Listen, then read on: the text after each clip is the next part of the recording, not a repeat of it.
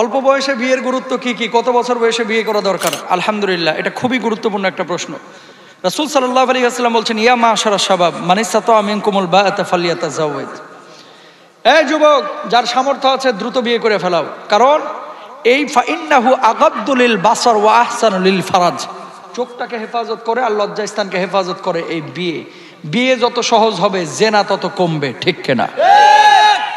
আর আমাদের বাবারা এখন শুরু করছে, পোলার বয়স 28 বছর 32 বছর, কয় হুজুর নিজের পায়ে দাঁড়াক তারপরে বিয়ে দিমু। তো দাঁড়া রয়েছে কার পায়ে? আপনার পায়ে নেই, কথা কয় না। মেয়ের বয়স 29 বছর, এখনো বিয়ে দেয় না, কয় হুজুর একটু মেয়েটা দাঁড়াক নিজের পায়ে তারপরে বিয়ে দেবো।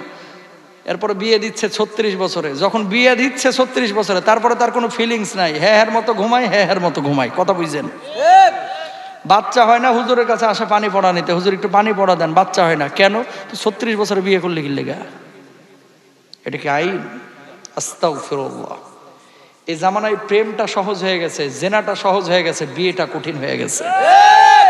আমি আবারও বলি বাবাদেরকে, আপনাদের যদি সামর্থ্য থাকে ছেলে মেয়েকে বিয়ে করায় দিবেন। যৌবনে পদার্পণের পরে অনেক বাপরাও আছে সমস্যা, দেখে ছেলে কম্বলের নিচে ঢুকে কুতুর কুতুর আলাপ করতেছে প্রতি রাত্রে। কিরে জামাল, কার লগে কথা কস? আব্বা অঙ্ক বুঝতেছি। কোন অঙ্ক বুঝতেছে হাজী সাহেব আপনি জানেন না, কথা কন না কেন? আবার কিছু ওই বাপকে যদি জিজ্ঞেস করা হয় যে জানেন তো যে ওটা 2 নাম্বারই করতেছে, বিয়ে শাদী করান না কেন? হুজুর এই বয়সে একটু একটু করেই। নাউজুবিল্লাহ কন না। মৃত্যুর কোনো গ্যারেন্টি আছে? আহা, কবে বুঝবো আমরা? যুবক, তোমাকে বলি, বিয়ের সম্পর্ক টাকার সাথে না, বিয়ের সম্পর্ক ক্যারিয়ারের সঙ্গে না, বিয়ের সম্পর্ক সার্টিফিকেটের সঙ্গে না, বিয়ের সম্পর্ক যৌবনের সঙ্গে আর দ্বীনের সঙ্গে, নবীজির সঙ্গে, আল্লাহর সঙ্গে, ঠিক কিনা? সামর্থ্য হয়েছে বিয়ে করে ফেলো, তোমার আমল ঠিক হবে। আর আমরা কি করি? মাশাআল্লাহ, নিজের পায়ে দাঁড়াক।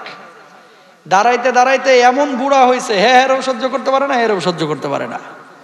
আর যখন মারা যাচ্ছে, কবরে নিয়ে যাচ্ছে, আর পোলায় তখন পড়ে ক্লাস 4-এ। কার 4? ক্লাস 4-এ। কার? ওই যে লোকটা দেরিতে বিয়ে করে। তাড়াতাড়ি বিয়ে করবো আমরা ইনশাল্লাহ, বলেন। আরে যুবক, যারা চিন্তা করছে যে বিয়ের পরে পালসার নিমু, কেউ পালসার, হুন্ডা, তারপরে এই যে যৌতুক আমরা নিব না ইনশাআল্লাহ। বিয়েটাকে সহজ করেন, তাহলে জেনা কমে যাবে। বন্ধু তার বন্ধুকে বলে, তোর বউ আমার বউ, কথাটা মজার হলেও কেমন প্রভাব পড়বে ইমানে? আস্তাগফিরুল্লাহ, জোরে কন্যা আস্তাগফিরুল্লাহ। তোর বউ আমার বউ, এই কথাটা যারা বলে এদের উদ্দেশ্য খারাপ, ঠিক না? কি উদ্দেশ্য খারাপ? কি উদ্দেশ্য খারাপ? বিয়ে যার যার, বউ সবার। নাউজুবিল্লাহ বলেন। ফাল আইনানে জিনাহুমান নাজার। কিছু জিনিস দেখা এটা চোখের জেনা, কিছু জিনিস ধরা এটা হাতের জেনা, কিছু কথা বলা এটা জিহ্বার জেনা, কিছু জিনিস অনুভব করা এটা হচ্ছে অন্তরের জেনা। নাউজুবিল্লাহ বলেন। তোর বউ আমার বউ, এই কথাটা যে বলেছে, যদি বুঝে শুনে বলে, আল্লাহর সিদ্ধান্তের বিপক্ষে কথা বলেছে।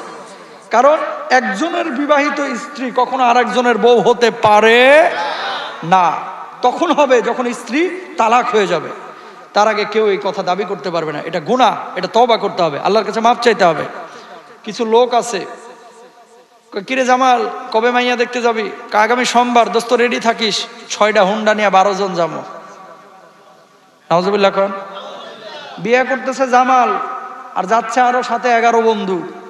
বিয়ে করার পরে তুমি তোমার বউরে দেখতে পারবা, তোমার বন্ধুর আগেও দেখা জায়েজ নাই, পরেও দেখা জায়েজ নাই। বাপও তো দেখতে পারবে না বিয়ের আগে, সেখানে বন্ধুরে দেখাইতেছে। আর বন্ধুরা আবার হুন্ডা আসতে আসতে মাশাআল্লাহ এইভাবে চুলে স্মৃতি করতেছে, দোস্ত জিনিস রে একটা।